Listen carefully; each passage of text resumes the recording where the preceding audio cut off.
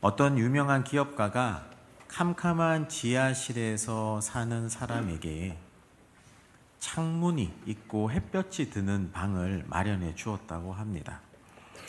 그래서 그 사람이 거기로 이사 가고 삶을 살아가는데 지하실에서 햇볕이 드는 창문 있는 방으로 옮겨갔으면 여러분 밝게 살아야 되는데 그 사람은 여전히 불을 끄고 살았다고 합니다. 무슨 말이냐 하면 새로운 삶을 얻어도 여전히 옛 습관에 머물러 살아갈 수 있다라는 거죠. 오늘 본문은 바울이 에베소 교회 성도들에게 에베소의 경건생활 두 번째, 빛된 자녀로 살라고 이야기합니다.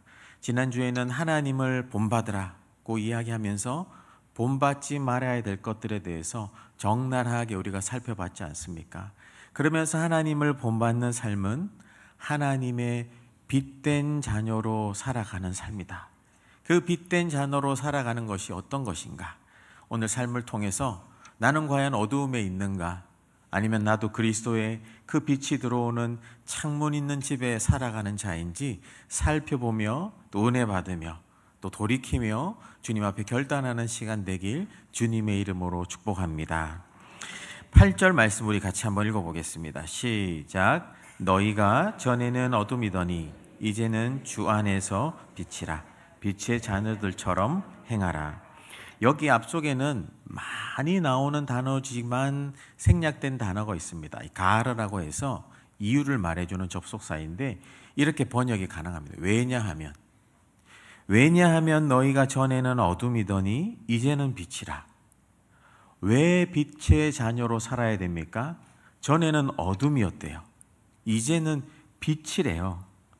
어둠에 살았다가 아닙니다. 전에는 너희들이 어둠이었다고 이야기합니다. 이제는 빛이라. 환한 길 가운데 나왔는데 어둠에 살지 마라. 더 이상 어둠에 비틀거리지 말고 그리스도의 밝은 빛에 살라. 이 고대 근동에는 하나님 없는 세상을 죽음이 그늘이 드는 어둠으로 표현했고 하나님이 빛이 비추는 곳을 구원의 빛이 임했다고 이야기합니다. 그래서 어둠과 빛을 하나님 안에 거하지 않는 자, 또 하나님 안에 거하는 자로 비교하며 대조하며 많이 이야기했습니다. 우리도 앞에서 에베소서 1장에서부터 쭉 살펴본 것 중에 어둠이 어떤 것이 있냐 하면 2장 1절에 죄와 허물로 죽어 있었다. 2장 14절에 하나님도 없고 소망도 없는, 또 2장 3절, 6장 12절에 마귀의 건세 아래 있는 것이 어둠이다. 또 4장 18절에는 마음이 강팍해지고 하나님에 대해 어두운 영적인 무지에 갇혔다. 4장 19절에는 겉과 또 육체의 욕망을 따라 죄된 본성을 삶을 산다. 그리고 4장 22절에는 욕망 속에 썩어질 것을 추구하다가 죽음의 저주 아래 영원한 형벌을 받는다. 이 어둠에 대한 일들을 쭉 이야기했고 또 빛에 대해서도 이야기해 왔어요. 1장 17절부터 19절에 지혜와 계시의 영을 주사 너희의 마음 눈을 밝히고 하나님의 부르심이 소망이 무엇인지 깨닫게 하시고 영광의 기업의 풍성함이 어떤 것인지 밝혀 믿게 하셨다. 또 2장 5절 6절에는 생명 안에서 다시 살아나 빛 가운데 거하라. 또 2장 21절, 4장 1절, 또 4장 17절, 6장 1절, 또 다음번에 살펴보겠지만 6장 10절, 6장 21절에도 예수 그리스도 안에서 사망에서 생명의 빛으로 옮겼다라고 이야기합니다. 여러분, 하나님이 부르시고 예수님의 십자가 공로로 오늘 우리에게 하신 말씀이 뭡니까? 너는 빛이라고 이야기합니다. 빛에 사는 자를 넘어서 빛이라. 영어로 하면 You are 빛. 당신은 빛입니다. 이 존재와 정체성에 대해서 당신은 더 이상 어둠이 아니라 빛 그 자체입니다 라고 이야기하고 있는 겁니다. 요한복음 2장에 가나 혼인 잔치에 잔치 음료가 떨어지자 예수님께 사람들이 묻습니다. 예수님께 어떻게 합니까? 물이 변하여 포도주가 되잖아요. 그냥 물에 포도주스를 섞은 게 아니라 완전히 새로운 존재로 바꾸시는 겁니다. 새롭게 창조하시는 겁니다. 이전 것은 지나갔으니 보라 새 것이 되었도다. 전에는 우리가 어둠의 종로로 타고 어둠의 노예로 살고 어둠이었다면 이제는 빛인 겁니다. 여러분 빛이에요. 여러분 빛입니다, 여러분. 예수 믿으면 우리의 존재와 신분이 완전히 변화하는 거죠.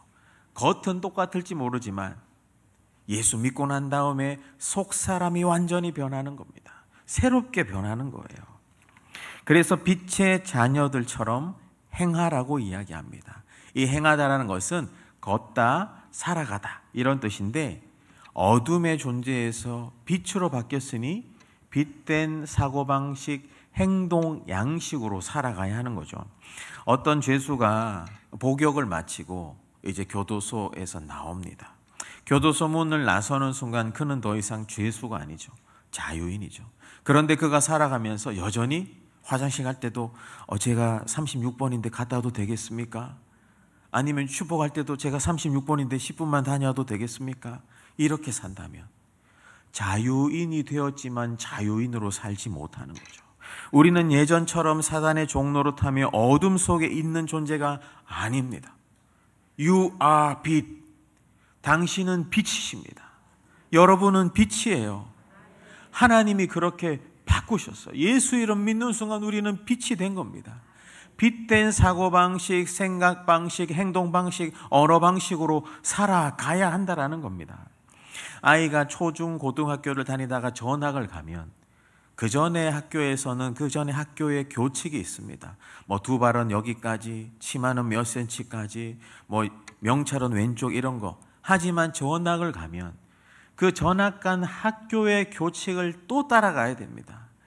전학 간 학교에서도 전에 학교 교복도 아니고 전에 학교 교칙을 따라 살면 안 되는 거죠.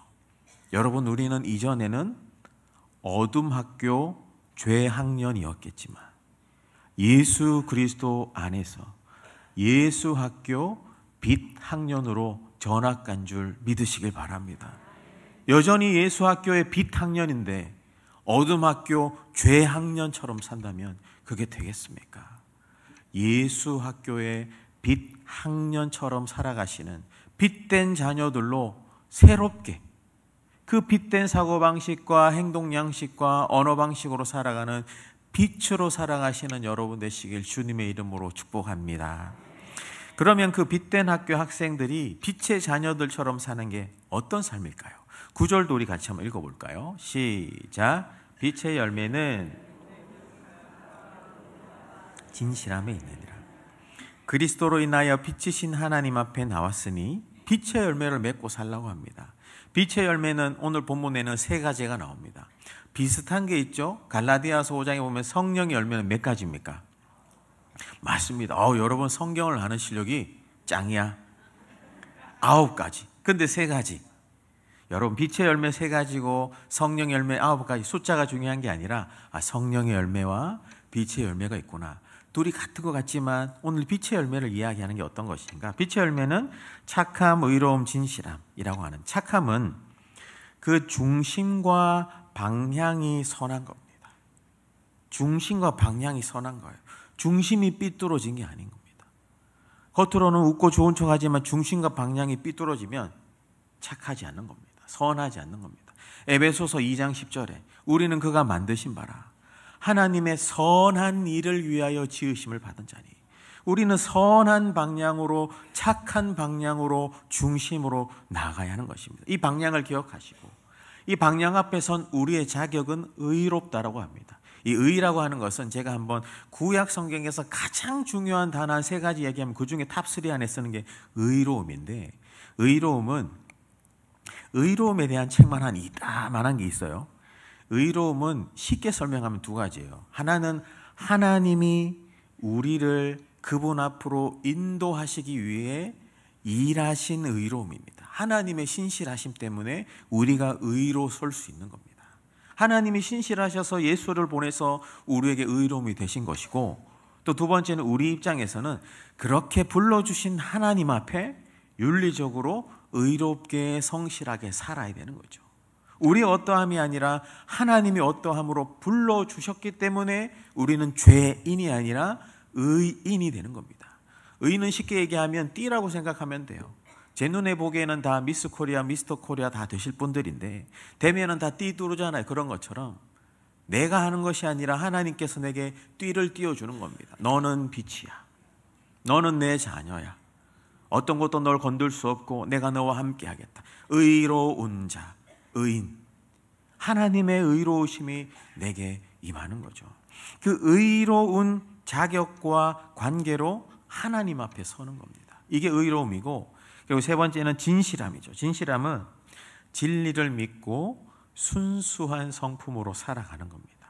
진리를 믿고 이 태도인 겁니다. 여러분, 방향이 뭐라고요? 선한 방향으로.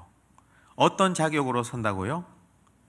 의로운, 매일매일의 순간의 태도에 진실하게 살아가는 겁니다. 방향이 있고 자격이 있고 태도에, 그래서 착의진, 착한 의로움, 진실함인데, 여러분, 이 착함, 의로움, 진실함, 이 빛의 열매는 우리가 빛의 자녀로 살아가는지 확인해주는 영적인 체온계와 같습니다.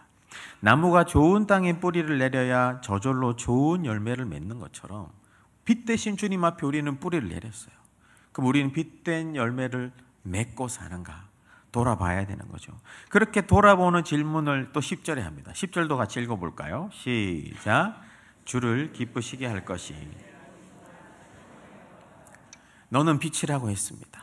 빛의 열매를 맺어야 된다고 했습니다. 빛의 열매를 맺기 위해서 우리에게 어떻게 적용 질문을 합니까? 주님을 기쁘시게 할 것이 무엇인가 시험하여 보라.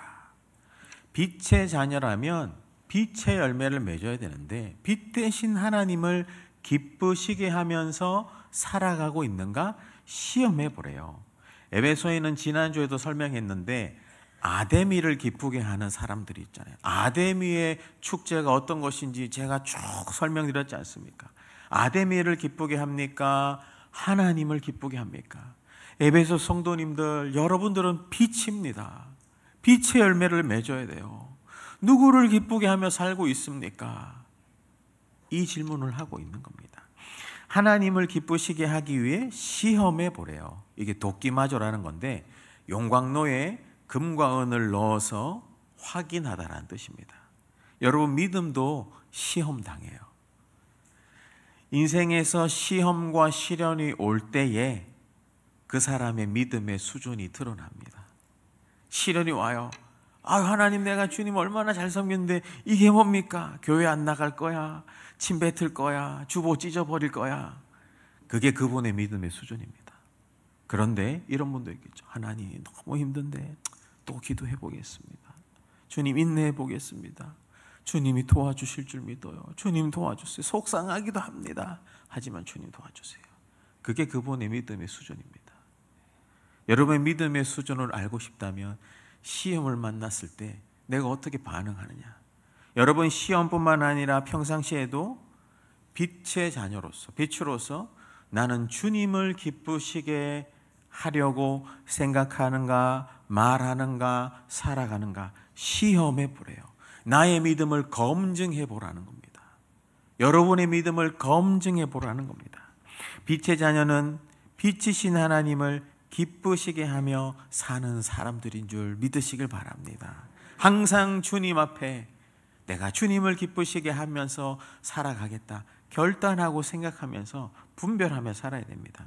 그러면서 11절부터는 이제 또 바울이 앞쪽에서는 빛이십니다. 빛의 열매를 맺어야 됩니다. 그리고 주님을 기쁘시게 위해서 살아야 됩니다. 라고 긍정의 명제로 이야기했다면 한 번은 부정의 명제로 이제 11절부터 이야기합니다. 어떻게?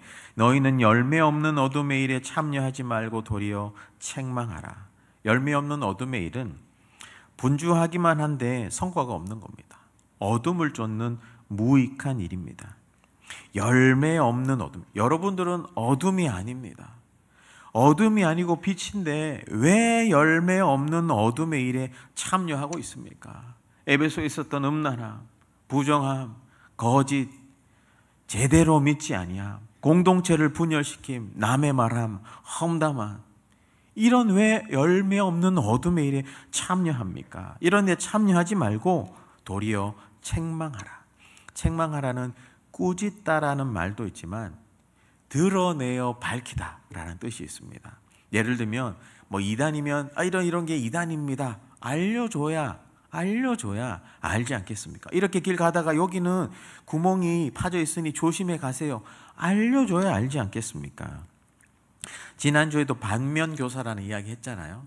나는 저러지 말아야지 생각하면서 안타깝지만 뉴스나 매체에 나왔던 열매 없는 어둠의 일들을 제가 한번 쭉 나열해 보겠습니다.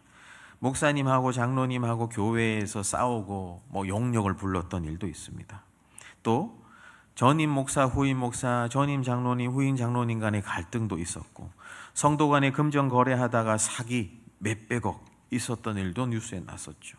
교회 건축하면서 자기 이속 챙겼던, 그래서 분란이 있었던 일도 있고, 우리 교회가 아니라 일반 뉴스에 나왔던 기독교의 열매 없는 일들을 이야기하는 거예요.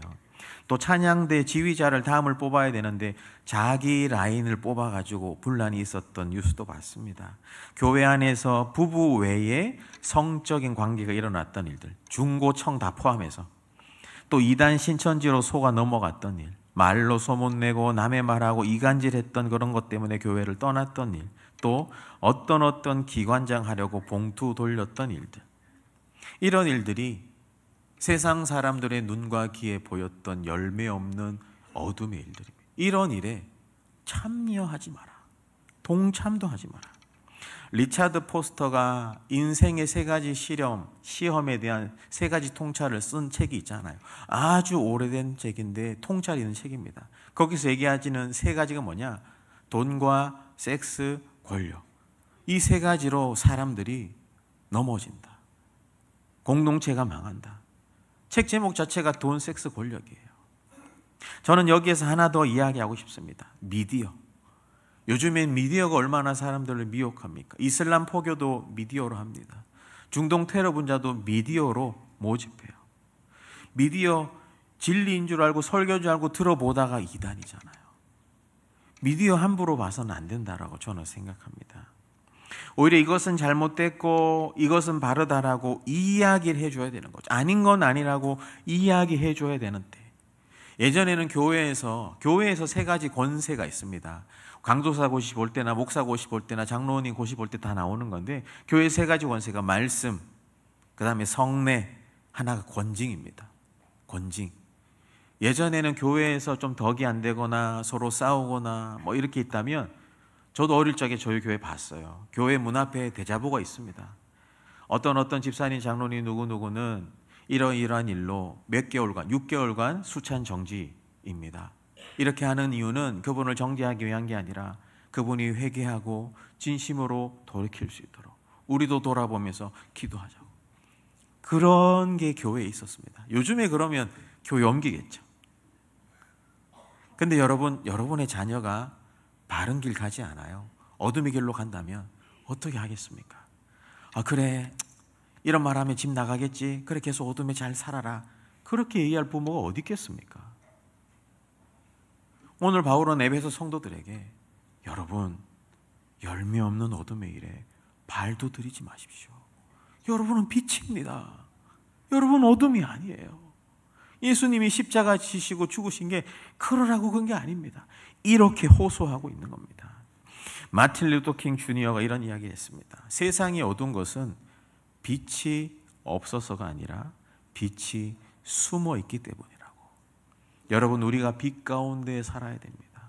그래야 이 어두운 세상이 빛으로 살아날 수 있겠죠. 아닌 건 아니라고 얘기하고, 남자가 남자를 사랑하는 것은 아니다라고 이야기하고, 서로 교회 안에 분열이 있는 것은 아니다라고 이야기하고, 금권 선거는 아니다라고 이야기하고, 진리로 서로 사랑하고 위로하고 가정을 아름답게 지켜가고, 부모와 자녀 간의 질서를 지켜가며 교회 안에 성도 간에 서로 아름답게 화목하는 것, 이게 빛으로 살아가는 겁니다. 그러면서 12절에는 그들이 은밀히 행하는 것들은 말하기도 부끄러운 것들이라 더 부연합니다. 은밀히 행하는 것, 에베소의 우상신 아데미, 또 그리스 신, 로마 황제, 밀교, 영지주의, 이런 것은 말하기도 부끄럽고 수치스러운 겁니다. 입에 담기도 명예롭지 못한 거는데 그런 거 참여하지 마십시오 라고 하면서, 책 제목 중에 그런 책이 있어요. 아무도 보는 이 없을 때 당신은 누구십니까? 여러분, 아무도 보는 이 없을 때 당신은 누구십니까? 저 중층에 있으신 분들도 아무도 보는 이 없을 때 여러분들은 누구십니까? 아무도 보는 이 없더라도 보는 분이 계십니다. 그분 앞에서 빛으로 살라, 이 한 얘기를 계속 하고 있는 것입니다. 그래서 13절에 그러나 책망을 받는 모든 것은 빛으로 말미암아 드러나나니 드러나는 것마다 빛이니라. 책망, 빛으로 드러내는 이유는 어둠에 있는 자가 주님 앞에 돌아오고 회개하고 회복하고 회심하라고 하기 위한 거다. 그리스도 앞에서, 빛 앞에서 까발려진 그들의 정체가 과연 어떤 것인지 깨닫고 우리는 빛으로 살아가야 된다고 이야기하는 것이잖아요. 요한일서 1장 9절에 만일 우리가 우리 죄를 자백하면 그는 미쁘시고 의로우사 우리 죄를 사하시며 우리를 모든 불의에서 깨끗하게 하실 것이요. 회개는 방탈출이라고 제가 지난주에도 이야기했지 않습니까? 잠시 잠깐 부끄러울 수 있는 것입니다. 하지만 어둠을 계속 품고 산다면 장차 주님 오실 때 다시 돌이킬 기회가 없을 수도 있습니다. 잠시 잠깐 부끄러울 수 있지만 주님 앞에서 내가 돌이키고 빛으로 나온다면, 어둠에 있던 것이 빛으로 드러나면 어둠은 떠나갈 수밖에 없습니다. 그 영혼 가운데 주님의 빛이 더 광명하게 비칠 것입니다. 여러분, 내가 은혜 받고 싶습니까? 내 안에 있는 어둠의 영역들을 더 빛 가운데 드러내십시오. 주님 앞에 고백하고, 주님, 내가 이런 것도 부족하고 이런 것도 사실 아픔이 있는데 빛 가운데 드러내면 그는 미쁘시고 의로우셔서 우리를 모든 불의에서 깨끗하게 하시고 주홍같이 붉을지라도 깨끗하게 하신다고 했지 않습니까? 그러면서 이제 14절에 이르시기를 잠자는 자여 깨어서 죽은 자들 가운데서 일어나라. 바울 서신을 보면 굉장히 수수하게 능한 사람입니다. 바울은 이렇게 이야기하다가 어느 순간 또 종말론적인 이야기로 오늘 끝을 맺어요. 종말론적.